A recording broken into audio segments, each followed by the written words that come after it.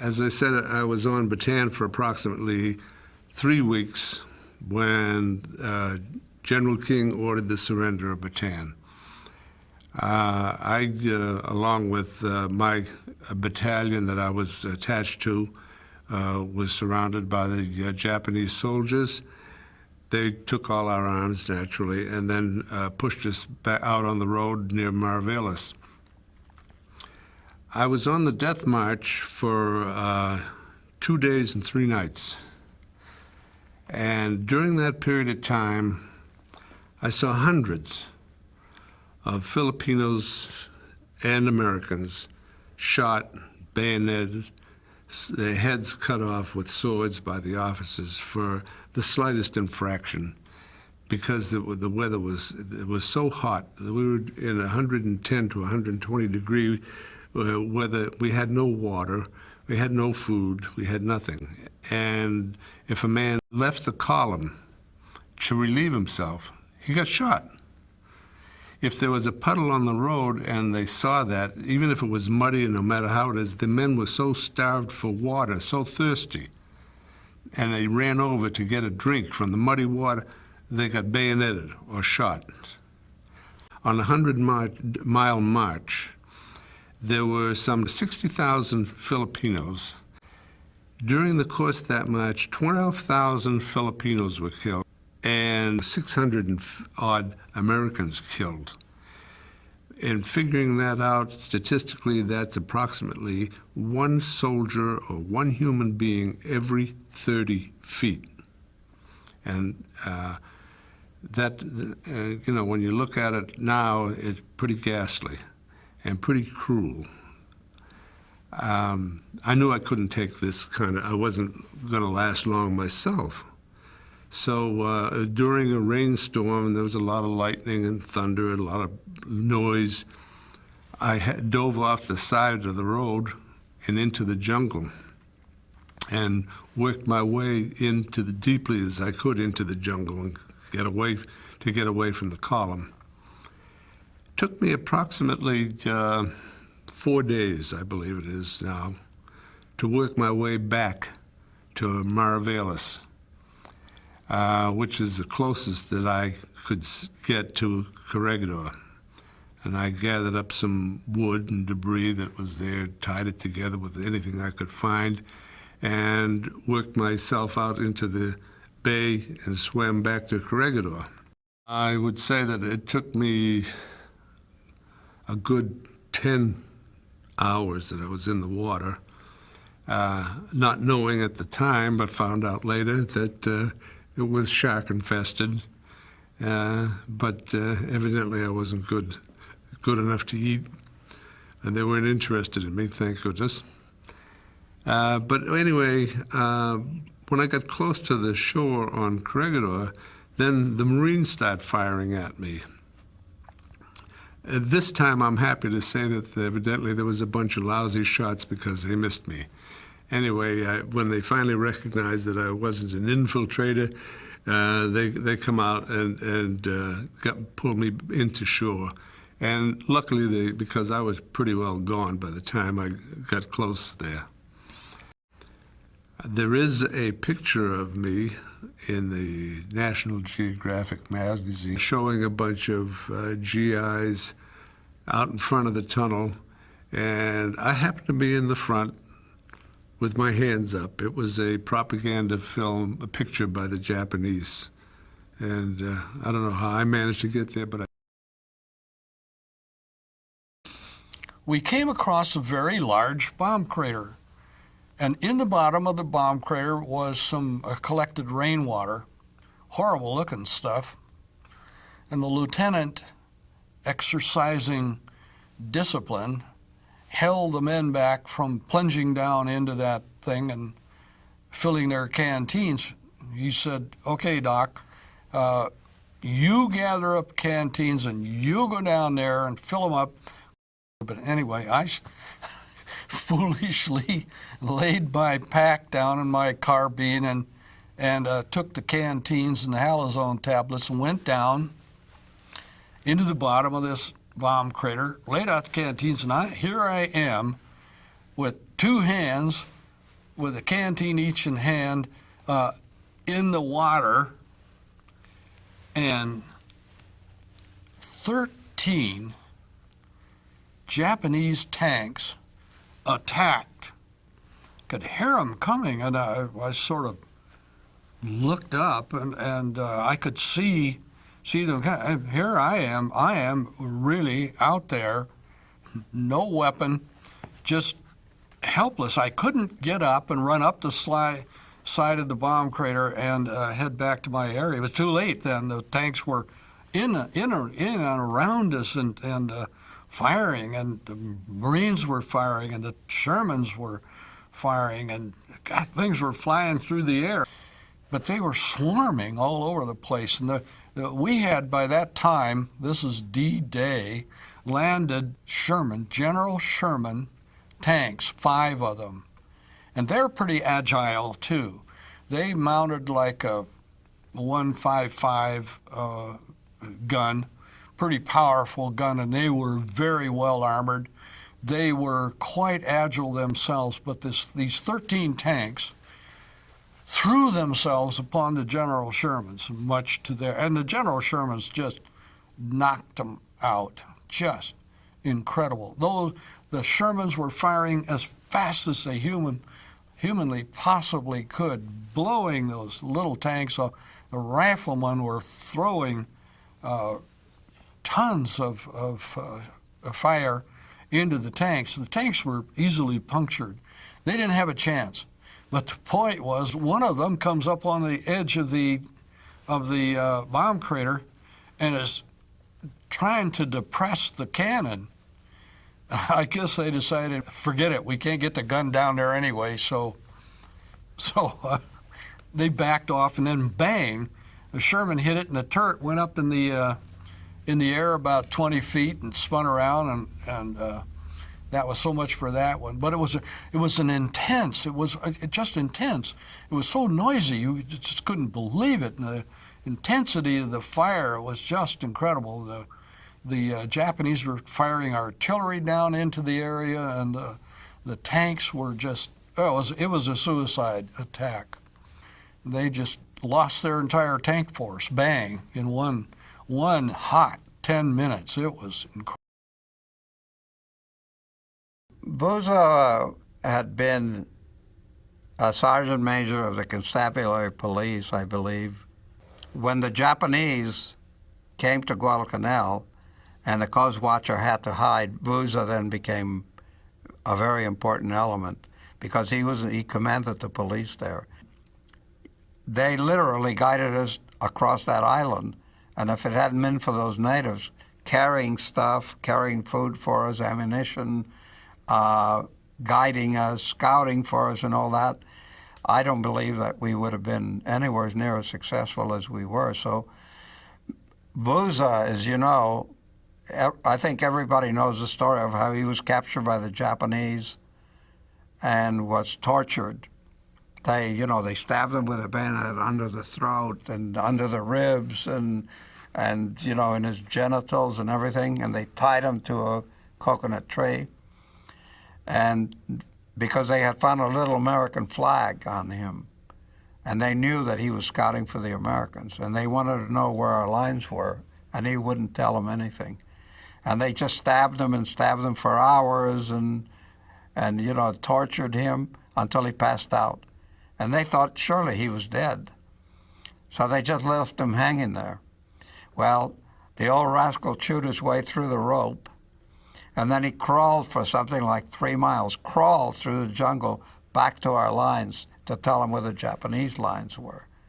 So the Marines venerated him, which I always thought was kind of funny because we had a lot of Southerners who would not let a black guy into the same restaurant they were in. And in those days, there were a lot of young Marines from the South and a lot of NCOs. They loved this man. They venerated him. I don't think they ever noticed what color he was. But he was just a terrific person. And the natives and the Australian Coast Watcher and Mather were, well, they were just our life preservers. And due to them, we were able to function very well behind the Japanese lines. I think they were our secret weapon.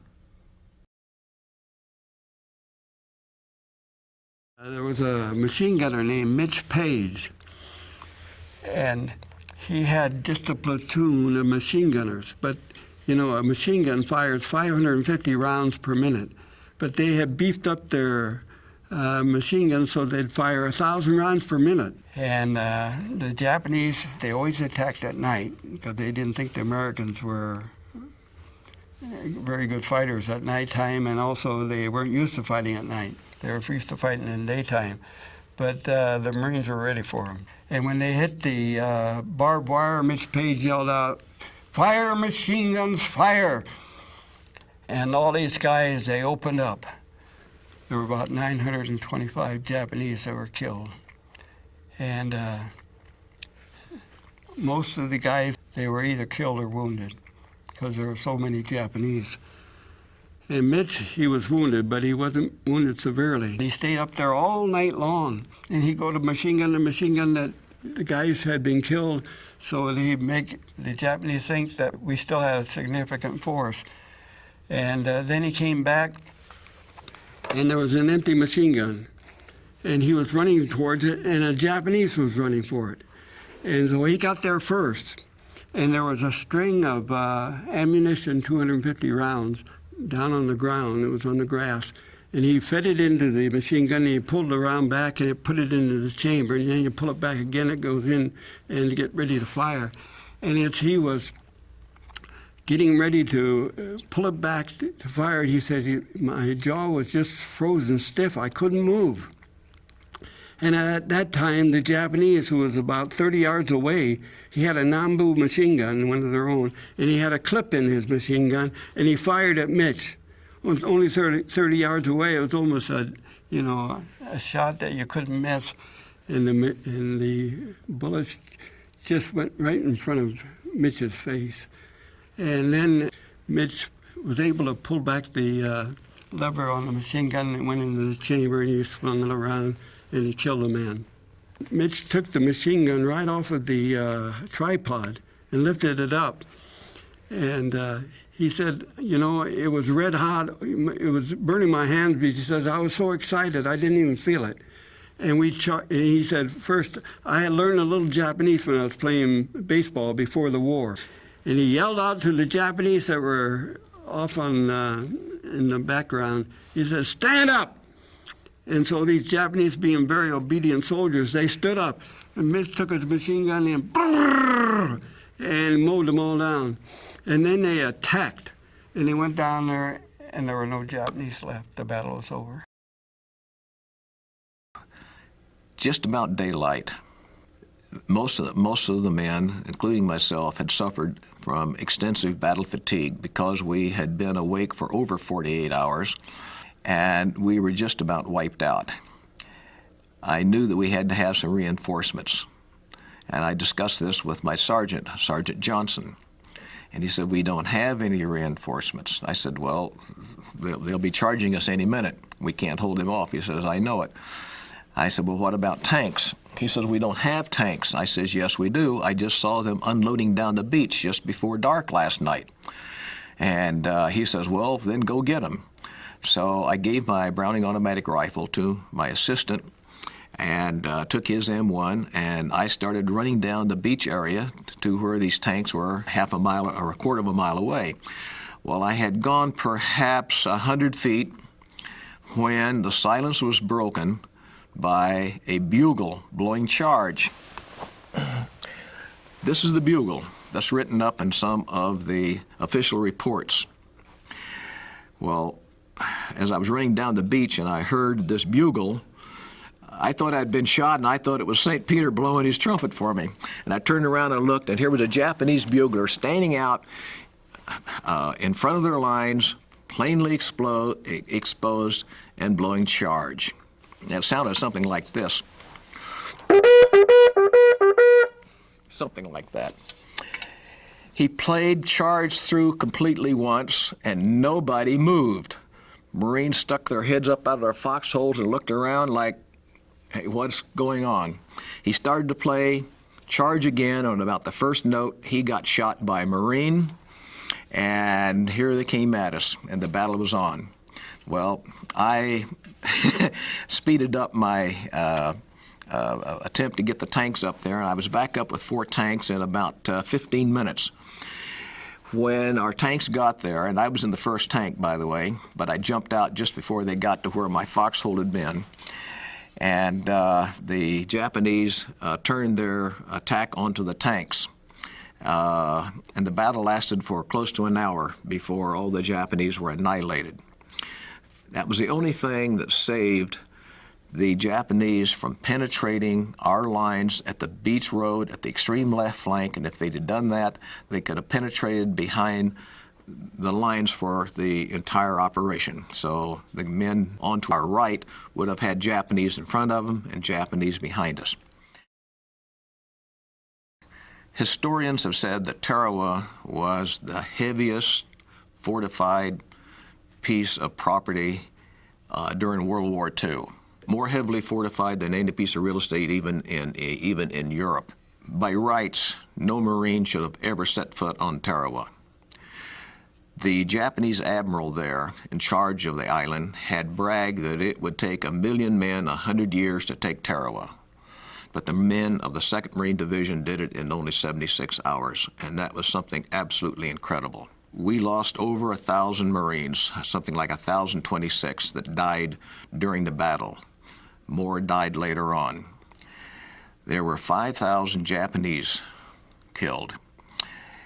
And if you put it together, Tarawa was the bloodiest affair for the 76 hours of combat of probably during the war. Let me describe how the guns and the machine guns were placed against the seawall. They were very cleverly camouflaged. There was not too much distance between them, maybe 75 to 100 feet in most cases. The Marines that were coming in facing one machine gun nest were not only facing the fire from that gun, but they were also facing crossfire from the guns on the left and on the right, so that every Japanese machine gun position had cover crossfire from the ones on each side. It was most difficult. I don't know how anybody ever got ashore and survived, but somehow they did. Tarawa was bombarded for several days before we landed by some of our battleships and cruisers and destroyers. It was also attacked by our aircraft to the extent that they thought that nobody could survive on the island. And a day or so before we landed, they gave up dropping any more bombs because they thought it would be useless. And we were told that we would just sort of go in and just mop up the defenders. They didn't think there would be many people alive. Wrong. Those fortifications were so strong that many of them could take a direct hit from a gun from one of our battleships or a bomb and still survive. They were incredibly strong. As a matter of fact, the Japanese admiral's command post was a large concrete building that had double walls to it. The walls were something like 2.5 feet thick. And in my book, I show photographs where shells from our 16-inch battleships gave it a direct hit and failed to penetrate the inner wall. The fortification had to be taken by the Marines on foot, hand-to-hand combat. And I just wondered what the Japanese admiral thought when he saw Marines coming into his command post. Those that got ashore in the first few hours were stuck onto the very narrow beach in front of these machine gun nests. They finally managed to knock out these machine gun nests by basically going over the top of them and then attacking them from the rear. That was their soft spot. All during the first day and up until about noon of the second day, all of our forces were concentrated in the very narrow strip of beach in front of the seawall. Finally, about noon on the second day, it was decided that if they stayed there, they'd all die. So they thought they might as well take a few Japanese with them. They charged up over the seawall and finally succeeded in taking the island. In my book, I talk about what demoralized the Japanese, and according to one prisoner that we took, he said it was not our shelling, not the bombing, but it was the sight of the Marines that kept coming and kept coming. He said we could not stop them. They overran our defenses and took the island. The Japanese military had a history of winning all of their battles for over 2,000 years. It was not until Guadalcanal that they suffered their first defeat on land, and that was by the hands of the U.S. Marines. Defeat or surrender was not in their vocabulary. But after Guadalcanal, they began to get the...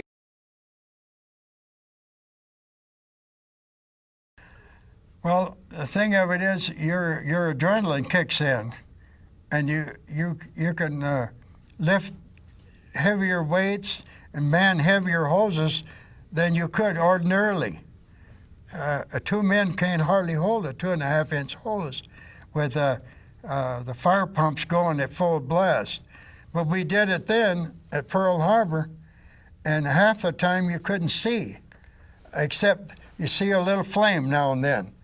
And you kept the hoses going because the flames were burning on the water towards your ship. And if they're burning all around the stern of your ship, first you fan the flames back, and then you keep them from coming towards you, and the wind was blowing towards us. So we were just fighting and fighting. We had, of course, we had whites on, and the whites we had to throw away after Pearl Harbor. We had to throw our uniforms away. Everything you touched was black. It's black and oily and smelled bad.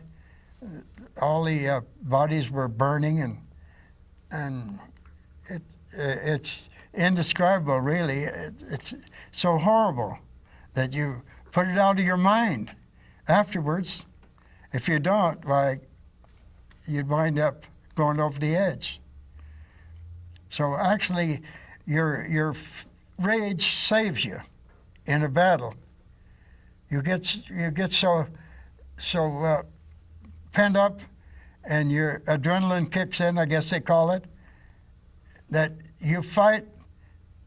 Well, it's a battle to the death, and they were machine gunning us while we were manning the hoses. We just hoped that they didn't hit us, and they hit the deck behind us.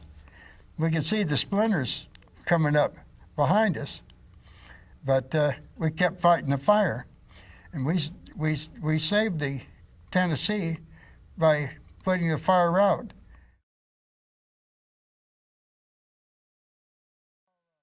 This one cruiser sunk about 5 miles from us. Two planes dived right into it at the same time. Two kamikazes hit it, and one of them hit forward. I guess they hit the ammunition.